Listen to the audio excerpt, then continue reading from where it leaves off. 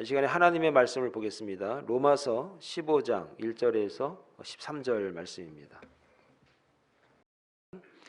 믿음이 강한 우리는 마땅히 믿음이 약한 자의 약점을 담당하고 자기를 기쁘게 하지 아니할 것이라.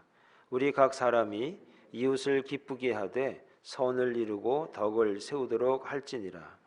그리스도께서도 자기를 기쁘게 하지 아니하셨나니 기록된 바 주를 비방하는 자들의 비방이 내게 미쳤나이다 함과 같으니라. 무엇이든지 전에 기록된 바는 우리의 교훈을 위하여 기록된 것이니 우리로 하여금 인내로 또는 성경의 위로로 소망을 가지게 함이니라. 이제 인내와 위로의 하나님이 너희로 그리스도 예수를 본받아 서로 뜻이 같게 하여 주사 한 마음과 한 입으로 하나님 우리 주 예수 그리스도의 아버지께 영광을 돌리게 하려 하노라. 그러므로 그리스도께서 우리를 받아 하나님께 영광을 돌리심과 같이 너희도 서로 받으라. 내가 말하노니 그리스도께서 하나님의 진실하심을 위하여 할례의 추종자가 되셨으니 이는 조상들에게 주신 약속들을 견고하게 하시고 이방인들도 그 긍휼하심으로 말미암아 하나님께 영광을 돌리게 하려 하심이라 기록된 바 그러므로 내가 열방 중에서 주께 감사하고 주의 이름을 찬송하리로다 함과 같으니라. 또 이르되 열방들아 주의 백성과 함께 즐거워하라 하였으며 또 모든 열방들아 주를 찬양하며 모든 백성들아 주를 찬송하라 하였으며 또 이사야가 이르되 이새의 뿌리 곧 열방을 다스리기 위하여 일어나시는 이가 있으리니 열방이 그에게 소망을 두리라 하였느니라. 소망의 하나님이 모든 기쁨과 평강을 믿음 안에서 너희에게 충만하게 하사 성령의 능력으로 소망이 넘치게 하시기를 원하노라. 아멘. 거룩하신 하나님 아버지, 하나님께서 우리의 연약함을 잘 아십니다. 우리의 부족함도 잘 아십니다. 그래서 하나님이 우리에게 말씀을 주시고 그 말씀으로 깨닫게 하시고 힘을 얻게 하셨습니다. 그리고 그 은혜에 감사해서 찬양을 돌립니다. 이 시간 찬양을 받으시고 이 시간에도 하나님께서 우리의 부족함을 채우시는 또 위로하시는 말씀으로 우리에게 화답하여 주시옵소서. 예수님의 이름으로 기도합니다. 아멘. 할렐루야. 반갑습니다. 하나됨을 위하여라는 제목으로 하나님 말씀 증거하겠습니다. 우리는 지난주에 믿음이 강한 자나 약한 자 모두가 업신여기거나 비판하지 말아야 한다 이유를 살펴봤는데 모두 하나님의 사람, 하나님의 자녀로 삼아주셨기 때문이다라고 말씀을 드렸습니다.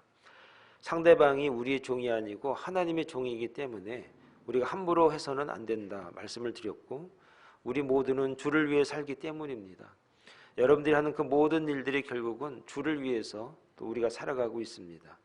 그리고 마지막 우리는 심판대 앞에 서기 때문에 그 하나님 앞에 섰을 때 우리가 뭐라고 하겠습니까? 그래서 업신여기거나 비판하면 안 됩니다. 그리고 사랑하면 모든 것을 덮을 수 있습니다. 그래서 사랑으로 상대방의 모든 허물이 보이지 않을 수 있는 그 사랑을 함으로 덮을 줄 아는 그리고 이해할 줄 아는 그런 주의 종들이 되시기를 바랍니다. 성경은 그래서 사랑은 율법의 완성이다라고 로마서에서 결국 우리에게 말하는 것입니다. 사랑하지 않으면 다 보이지만 사랑하면 다 안 보입니다. 그래서 사랑은 참 우리를 바보로 만들기도 하지만 그래서 사랑 때문에 모든 것이 참 아름다워지게 되는 것 같습니다. 15장도 계속되는 이웃에 대한 성도의 태도를 말하고 있습니다. 즉 믿음이 강한 자의 태도에 관한 것이고요. 이 부분이 좀 집중이 되는 내용으로 15장 말씀이 우리에게 주어집니다. 이 태도는 구원받은 자에 대한 표현이기 때문에 참 굉장히 중요한 내용입니다. 성도는 모두가 한 가족이다라고 우리가 말씀을 드릴 수가 있습니다. 그리스도 안에서 우리는 사실 다 하나 아닙니까?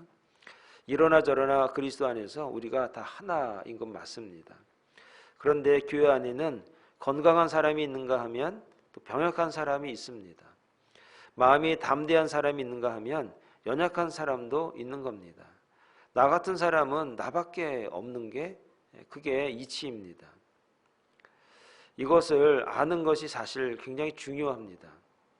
그래서 마태복음 18장 6절에 보니까 누구든지 나를 믿는 자는 이 소자 중 하나를 실족케 하면 차라리 연자 맷돌을 그 목에 달리우고 깊은 바다에 빠뜨리우는 것이 낫다, 이렇게 말씀하고 있습니다.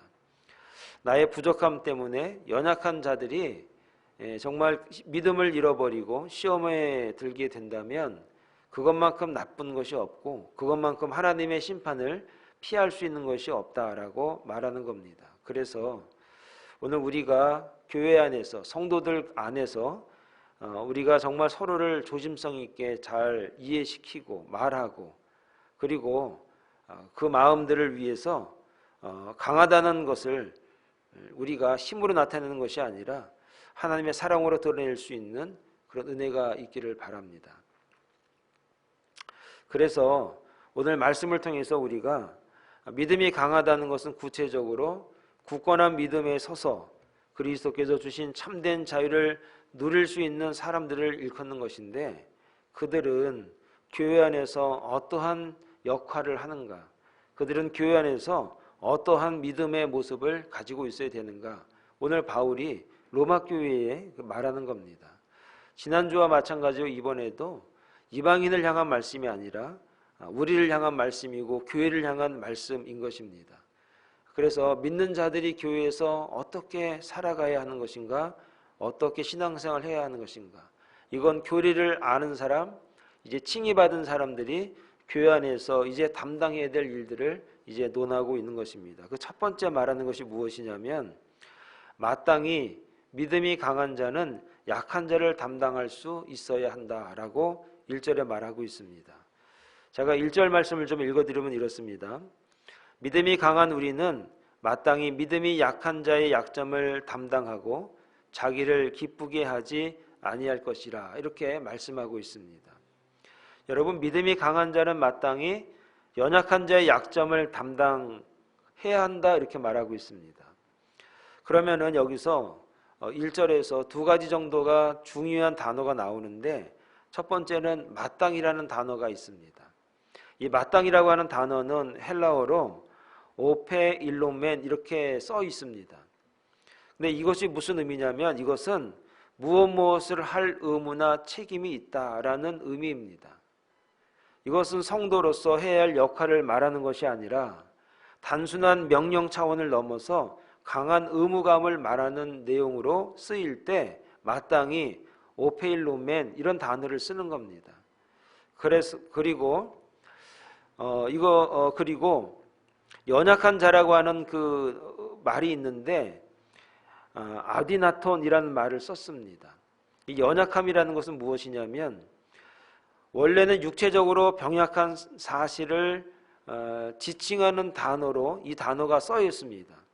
그런데 이 단어가 심리적으로 연약한 자를 의미할 때, 그러니까 망설이거나 주저하거나 주저하거나 망설이거나 와야 되는지 가야 되는지, 교회 문턱은 넘었는데 내가 어디에 앉아야 되는지, 누구 얘기를 들어야 되는지, 어디에서 밥을 먹어야 되는지, 그래서 주저하고 망설이는 사람들이 교회 안에 있을 수 있습니다. 제가 예수를 믿는 것 같은데 내가 예수를 잘 믿고 있는지, 그리고 내가 어떻게 신앙생활을 해야 하는지, 교회 안에서 내가 이런 말을 해야 하는지 말아야 되는지 주저하고 망설이는 사람들이 있다는 겁니다. 그래서 이런 사람들을 갖다가 연약한 자들, 약한 사람들 이렇게 말하는 겁니다. 이제 교회는 들어왔습니다. 신앙생활을 하기로 마음을 먹었습니다. 그래서 잘해보려고 하는데 잘 안 되는 겁니다. 잘하고 싶은데 뭘 어떻게 될지 모르겠습니다. 그리고 이런 말을 해야 되는지 저런 말을 해야 되는지, 내가 이런 얘기를 들었는데 이 얘기가 나에게 좀 아프기도 하고 상처가 되는데 내가 이거를 어떻게 해결해야 되는지 모르는 사람들이 교회 안에 있다는 얘기입니다. 그리고 교회 생활을 하면서 참 시험에 들기 쉬운 그런 부류를 갖다가 믿음이 약한 자 이렇게 말하고 있습니다. 그러니까 믿음이 강한 자, 믿음이 강한 사람들은 이렇게 믿음이 연약한 자가 있는데 이렇게 연약한 자를 갖다가 어떻게 해야 되냐는 것이죠. 교회 안에는 강한 사람이 있고 약한 사람이 있게 마련입니다. 그러면 강한 사람이 약한 사람들에 대해서 어떻게 해야 되는가? 그런데 성경에 보니까 마땅히 믿음이 약한 자의 약점을 담당하라고 말하고 있습니다. 여러분, 믿음이 약한 사람들은 약점이 있을 수 있습니다.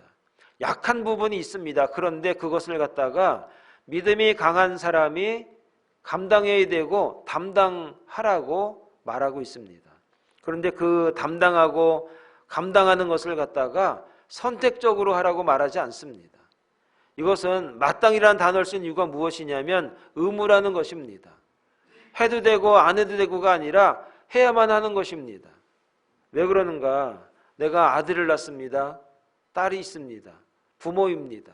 아버지이고 엄마입니다. 그런데 자식을 잘 돌보고 자식을 키우는 것은 마땅히 부모가 해야 할 일입니다. 근데 마땅히 해야 될 일을 잘 안 하면 그 아이가 어떻게 되는가? 그 아이가 어떻게 되겠는가라고 하는 겁니다. 그래서 내가 부모가 됐다면 자식 잘 키우는 것, 열심히 키우는 것, 자식 돌보는 것, 그것은 의무라는 겁니다. 하지 않아도 되는 게 아니라 해야만 하는 것이라는 겁니다. 이 해야만 하는 것, 그것이 바로 마땅히라는 단어인 것입니다. 오늘 저와 여러분들이 해야만 하는 일이 있습니다. 여러분들이 가정에서도 해야만 하는 일이 있습니다. 직장에서도 꼭 주의하면서 해야만 하는 일들이 있습니다. 교회 안에서 꼭 해야 할 일이 있습니다. 이건 하지 않아도 되고 누가 할 거라고 미뤄서 되는 게 아니라 내 일이고 믿음이 강한 자들의 일이라는 겁니다. 그게 무엇이냐? 약한 사람들을 붙잡아 주는 것, 약한 사람들을 담당해 주는 것, 약점이 있는 사람들에게 그것을 내가 감당해 주는 것, 그것을 갖다가 믿음이 강한 자들이 해야 하는 겁니다. 그래서 믿음이 강한 자가 약한 자의 약점을 담당하는 것은 여러분 선택이 아닙니다. 의무입니다. 그러면 이런 얘기를 드리는 이유는 결국은 성경에서 믿음이 강하냐 이것을 무엇으로 보느냐, 이것은 하나님에 대한 의존을 갖다가 믿음이 강하냐 그렇게 보지 않는 것 아닙니까? 하나님을 잘 믿는 사람, 교회를 잘 다니는 사람, 교회와 하나님께만 헌신하는 사람을 갖다가 믿음이 강한 사람으로 성경이 말하는 게 아니라 하나님을 믿는 사람들이 약한 사람들을 얼마나 돌보는가, 약한 사람들을 얼마나 감싸주는가, 약한 사람들을 얼마나 내 일로 담당하는가, 그것을 가지고 믿음이 강한 사람, 좋은 사람, 그렇게 말한다는 겁니다. 오늘 저와 여러분들이 신앙생활 할 때 믿음 좋으셔, 참 믿음 좋아 라고 할 때 주로 뭘 보고 믿음 좋다고 말했죠? 그러니까 우리가 생각하는 것하고 지금 성경이 말하는 것하고 조금 차이가 있을 수 있는 겁니다. 믿음이 강한 사람은, 믿음이 좋은 사람은 우리가 말할 때, 근데 성경에 말할 때 믿음이 강한 사람은 약한 자를 쳐다보는 겁니다. 그리고 그의 약점을 내가 노리는 게 아니라 그걸 내 약점으로 여기는 겁니다. 그런 사람이 믿음 좋은 사람입니다. 여러분, 그렇게 믿음 좋은 사람이 나에게 다가오면 얼마나 좋은지 모릅니다. 그렇게 믿음 좋은 사람이 내가 약한데, 내가 참 약점이 많은 사람인데 나에게 와서 힘이 되어주고 나의 그늘이 되어준다면 얼마나 행복한지 모릅니다. 여러분들 사실 교회에 정착하게 된 게 그런 것 때문에 정착하게 된 거거든요. 오늘 저와 여러분들이 연약한 자를 잘 담당해 줄 아는 선한 종들이 되길 간절히 축원드립니다. 하나 더 말씀을 드리면 여기서 멈추지 말고 선을 이루고 덕을 세워야 됩니다. 자, 2절의 말씀에 이렇게 있습니다. 우리 각 사람이 이웃을 기쁘게 하되 선을 이루고 덕을 세우도록 할지니라. 2절의 말씀을 잘 읽어보면요, 우리 각 사람이, 성도들이 이웃을 기쁘게 하되 이렇게 말합니다. 이웃을 기쁘게 해야 됩니다. 우리는 하나님의 종들은, 하나님의 사람들은 이웃들에게 기쁨이 되어야 됩니다. 아니, 그들이 기뻐해야 됩니다.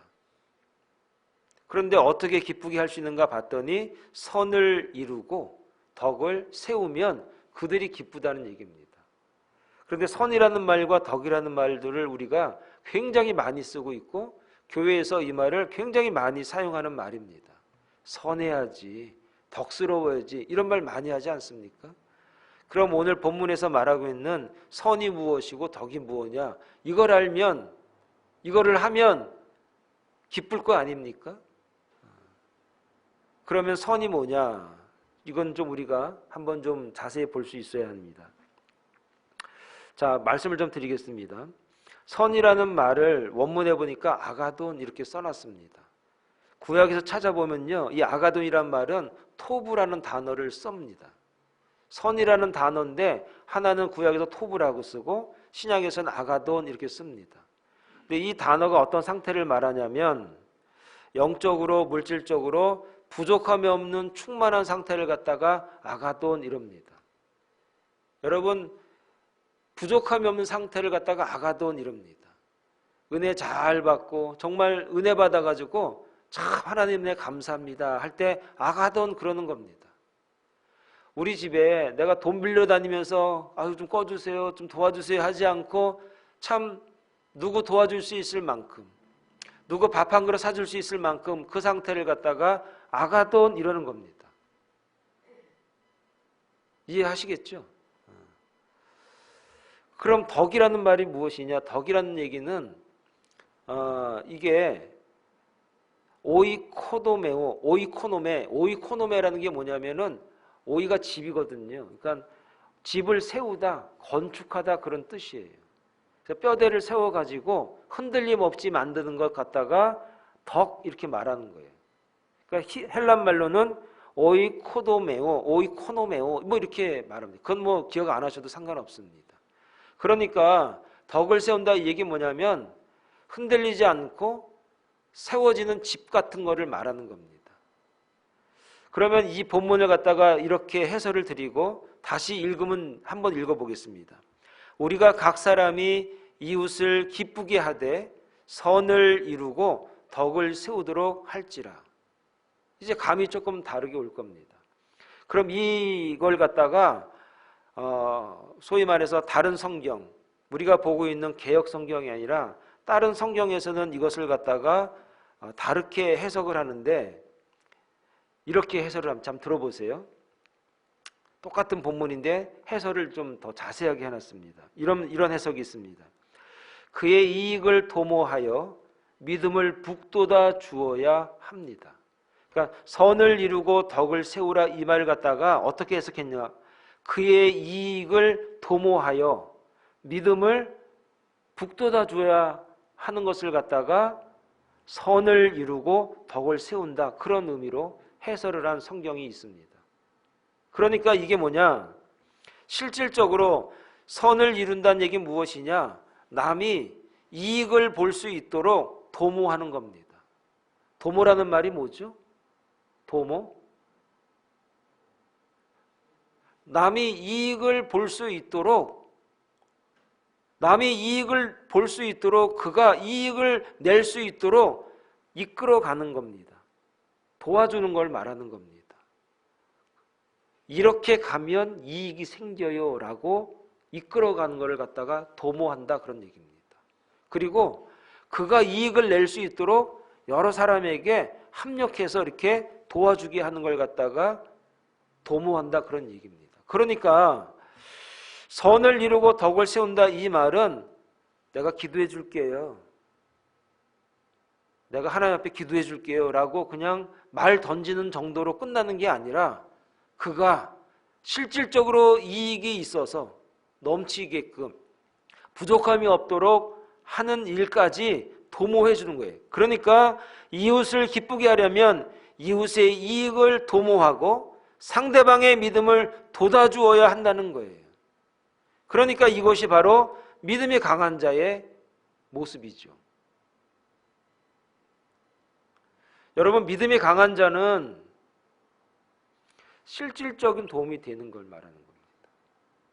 믿음이 강한 자는 그냥 멀리서 거리를 두고 그냥 이렇게 하시면 내가 그러니까 이렇더라고 말로다가만 끝나는 게 아니라 그와 그에게 가서 그가 이익을 낼 수 있도록 실질적인 도움을 주는 거예요. 이게 쉽습니까? 쉽지는 않아요. 굉장히 어렵죠. 그래서 왜 우리가 이렇게 해야 되는가를 성경에 근거를 주는데 그게 3절에 바로 나오는데 3절에 이런 말씀이 있습니다. 그리스도께서도 자기를 기쁘게 하지 아니하셨나니 기록된 바 주를 비방하는 자들의 비방이 내게 미쳤나이다 함과 같으니라. 3절의 말씀에 그 이유를 말하는 거예요. 주님도 자기의 기쁨을 위해서 살지 않고 남의 기쁨을 위해서 살았다는 거예요. 나를 위해서 살지 않고 남을 위해서 이 땅에 오신 분이 누구냐? 주님이 그렇게 하셨다는 거예요. 그래서 오늘 저와 여러분들이 내가 믿음이 먼저 된 자이기 때문에, 내가 믿음이 좀 강한 자이기 때문에, 하나님을 믿었기 때문에 이제는 내가 나의 기쁨만을 위해서 사는 것이 아니라 나와 함께하는 이웃의 기쁨을 위해서, 그리고 그 기쁨이 실질화될 때까지 내가 도모해주고 도와주고 이끌어주고 함께해 주겠다라고 하는 그런 하나님의 종들이 되셔야 하는 겁니다.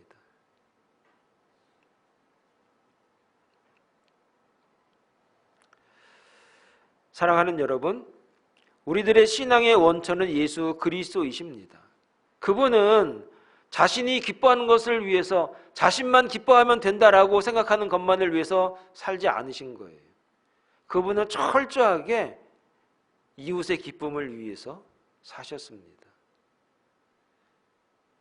우리가 이렇게 되기란 쉽지가 않죠.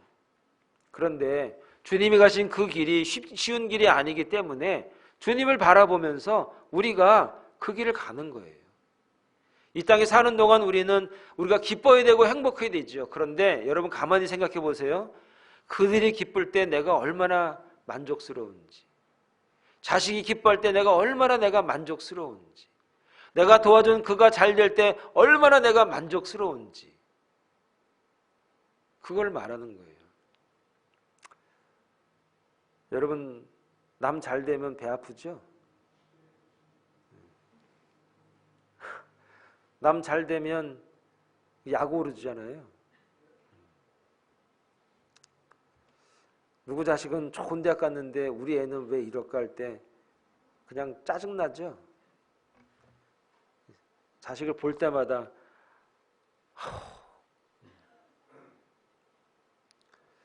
그런데 예수님이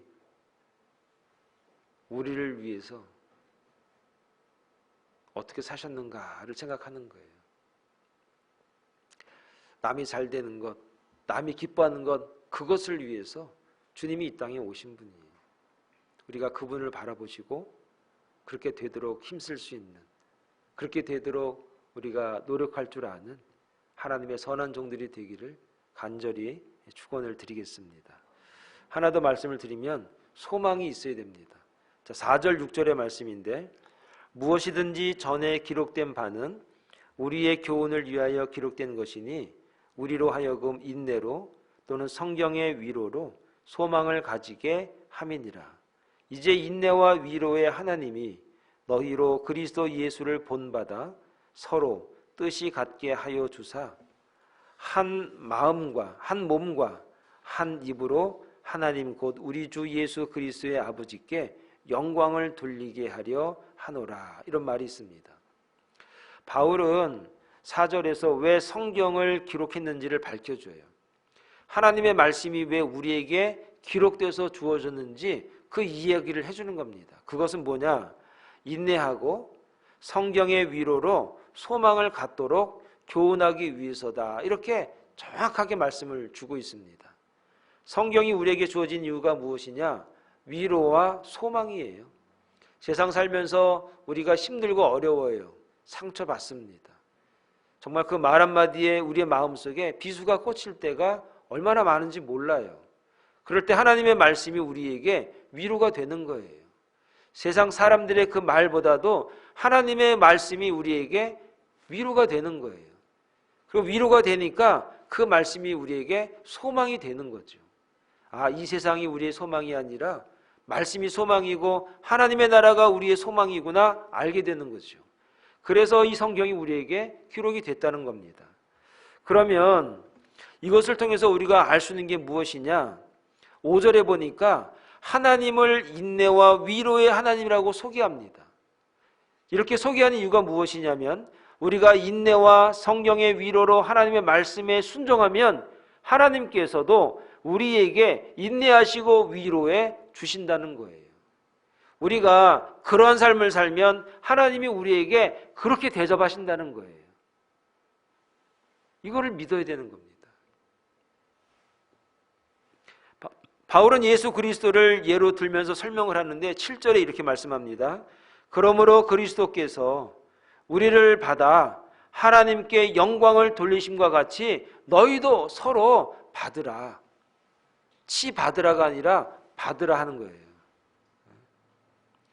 그리스도께서 우리를 받아서 하나님께 영광을 돌리신 것 같이 서로 받으라는 겁니다. 여러분 서로 받아주셔야 됩니다. 그래야 하나님 앞에 영광이 되는 거예요. 영광이 되는 건 무엇이냐? 서로 받아주는 거예요. 서로.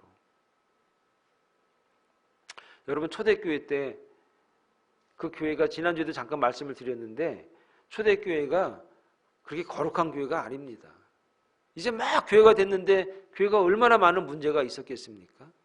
초대교회는요 상상할 수 없는 갈등과 상상할 수 없는 어려움이 그 교회 안에 있었습니다. 성경에서 보는 이 해결되는 문제, 바울 서신들을 보면서 우리가 그 초대교회가 굉장히 은혜로운 것 같지만 여러분 자세히 보면 알지 않습니까? 갈라디아, 고린도, 에베소, 빌립보 얼마나 문제가 많아서 바울이 그 문제 해결을 위해서 이 글을 쓰지 않았습니까? 초대교회는 정말 문제가 많았습니다. 갈등이 엄청나게 많았습니다. 이단의 공격도 많았고 신학적인 논쟁도 굉장히 많았습니다. 전 그 중에 하나만 좀 소개를 시켜드리면 전 바울도 굉장한 사람이라고 생각합니다. 좋은 쪽에서 말고 좀 안 좋은 쪽으로도. 여러분 바울이 우리가 영광스러운 사람으로만 생각하니까 그쪽에 포커스가 맞춰 있지만 이 사람은 성격 보통 아닙니다. 이 사람. 어떤 정도 하나만 예를 들면 1차 전도여행 다닐 때 누구랑 갔는가 봤더니 바나바하고 누가 아니지 마가 요한하고 갔어요. 근데 마가 요한이 가다가 밤빌리아 버가에서 중대 집에 가버려요. 그러니까 바울이 얼마나 뭐라 그러는지 모릅니다. 그냥 욕을 바가지로 막 하는 겁니다. 그냥 저런 사람이 무슨 전도자 막 그래서 2차 전도여행 때 바나바가 우리 저기 마가 요한을 좀 데려가자고 안 된다고.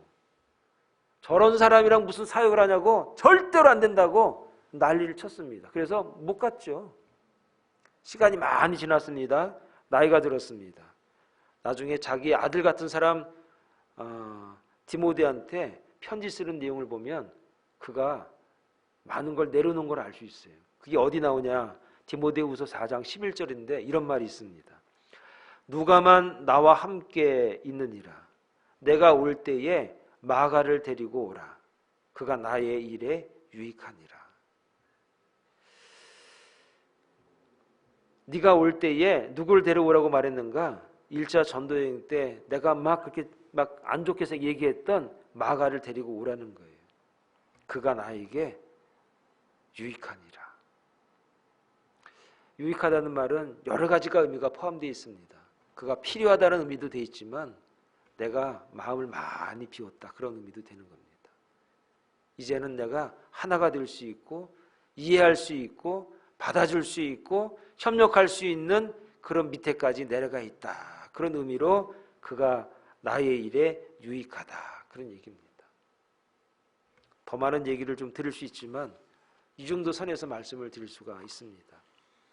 그래서 오늘 저와 여러분들이 하나님의 사람은, 믿음이 강한 사람은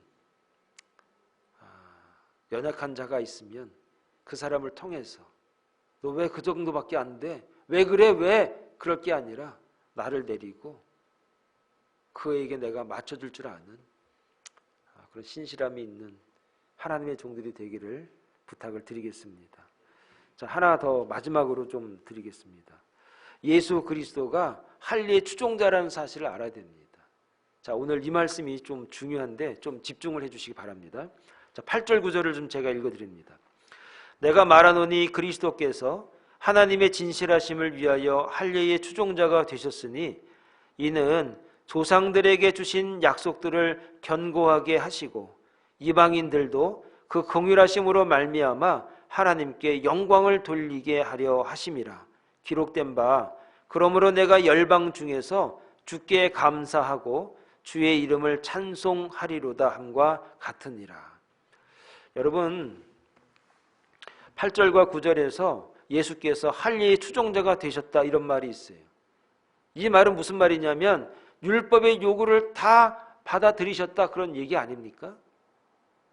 그런데 그렇게 하신 이유가 무엇이냐면 유대인이나 이방인을 가리지 않고 다 받아들이심으로 하나님께 영광을 돌리기 위해서라는 거예요. 다른 게 아니라 유대인이나 이방인이나 다 하나님 앞에 영광이 되어야 되는데 다 내가 받아들여야만이 영광이 되어야 된다는 거예요. 왜 이런 말을 하는가? 그 당시에 유대인 하면은 어떤 사람인가?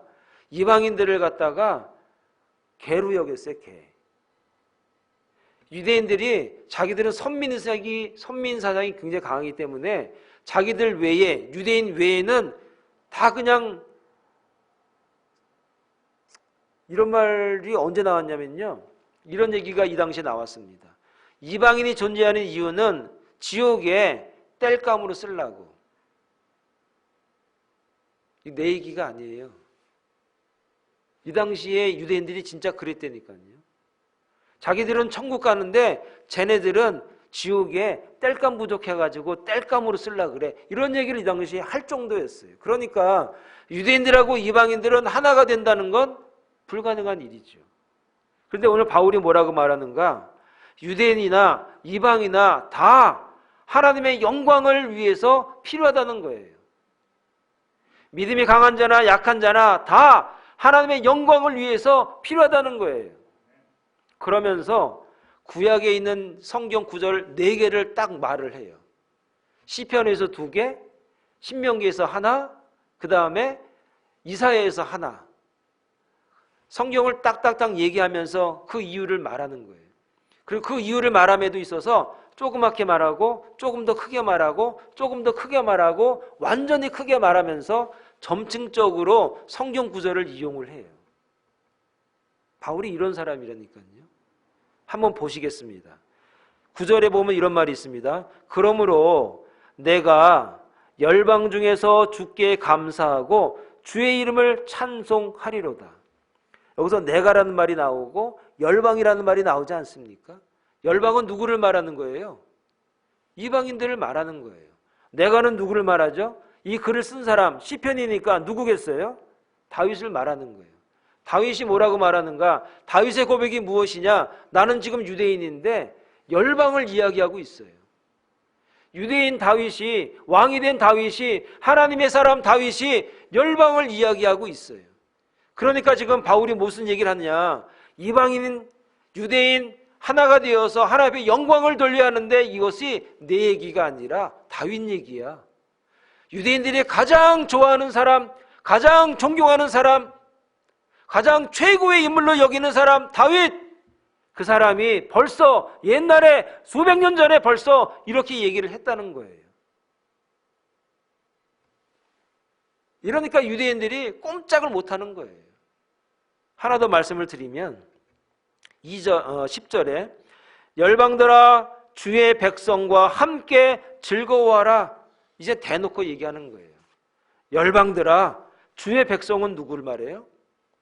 유대인들을 말하는 거예요. 열방은 이방인들을 말하는 거예요. 열방들아 주의 백성과 함께 즐거워하라. 여러분, 이걸 좁게 얘기하면 신앙생활 하다가 나하고 조금 다른 사람이 있어요. 완전히 다른 사람이 교회에 있어요. 유대인이 있고 이방인이 있다니까요. 같이 밥도 안 먹고 쳐다보지도 않는 이방인과 유대인이라니까요. 제사장들이 사마리아 사람이 강도 만난 사람이 지나갈 때 유대인이었던 제사장들, 유대인이었던 사람들이 그냥 보고 지나가요. 근데 이방인이었던 사마리아 사람이 그 강도 만난 사람을 데리고 가서 치료해 주는 거 보세요. 성경은요, 일관적으로 변함없이 말하는 게 무엇이냐? 유대인이든 이방인이든 하나님은 모두의 하나님이라는 것을 말하고 있어요. 계속 말씀을 좀 드리면은 11절에 보면 또 이렇게 말합니다. 모든 열방들아 주를 찬양하며 모든 백성들아 그를 찬송하라. 모든 열방들아 이방인을 말하는 것이고 모든 백성들아 유대인을 말하는 거예요. 그를 찬송하리라. 그 12절에 보면 이새의 뿌리 곧 열방을 다스리기 위하여 일어나시는 이가 있으리니 열방이 그에게 소망을 두리라. 이건 이사야 11장 10절의 말씀을 인용한 겁니다. 이건 예언서입니다. 하나님이 이사야 선지자에게 말씀을 주고 그 말을 갖다가 예언케 한 거예요. 이거는 지어낸 게 아니라 내 말도 아니고 바울 말도 아니고 하나님이 선지자에게 말씀을 주셔서 그 선지자가 예언한 얘기예요. 그 예언한 얘기가 무엇이냐? 이새의 뿌리. 다윗이 누구의 후손입니까? 이새의 자손 아닙니까? 예수님은 누구에게 어떤 족보에서 나왔습니까? 다윗의 족보에 나오지 않았습니까? 그러니까 이새의 뿌리 곧 열방을 다스리기 위하여 일어나시는 이 누구입니까? 예수님, 예수 그리스도, 열방을 위하여 일하시는 이가 열방을 다스리기 위하여 일어나는 이가 있으리니 열방이 그에게 소망을 두리라.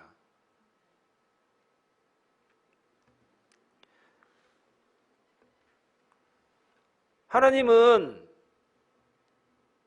이방인을 위한 하나님이신 거죠.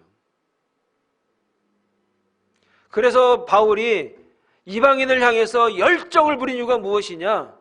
예수님을 만나서 구약을 읽어보니까 열방을 전도해야겠구나. 그가 강력하게 느끼게 된 겁니다. 사랑하는 여러분,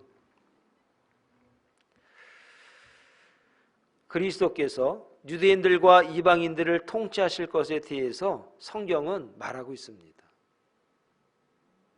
그러므로 이제 13절을 읽어드리는데요. 이런 말을 읽어드립니다.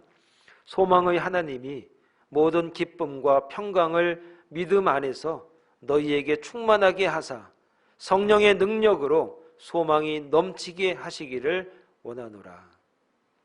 이 은혜가 저와 여러분 가운데 충만하기를 간절히 축원을 드리겠습니다. 우리는 믿음을 하나님과의 관계에서만 생각해 왔습니다. 주일 성수를 잘하고 온전한 11조를 드리면 믿음 좋아 이렇게 얘기를 했습니다. 물론 강한 믿음이 없이는 그렇게 할 수는 없을 겁니다. 그러나 바울은 오늘 성경은 로마서 15장은 강한 믿음이 거기서 멈춰서는 안 된다고 말합니다. 믿음이 좋으신 분들, 강한 믿음은 반드시 이웃사랑으로 드러나지 않으면 안 된다고 오늘 우리에게 말씀하고 있습니다. 하나님을 사랑하는 사람은 이웃을 사랑합니다. 이웃을 사랑하지 않는 사람은 아직 하나님 모릅니다. 기도하겠습니다. 거룩하신 아버지 하나님, 은혜를 감사합니다.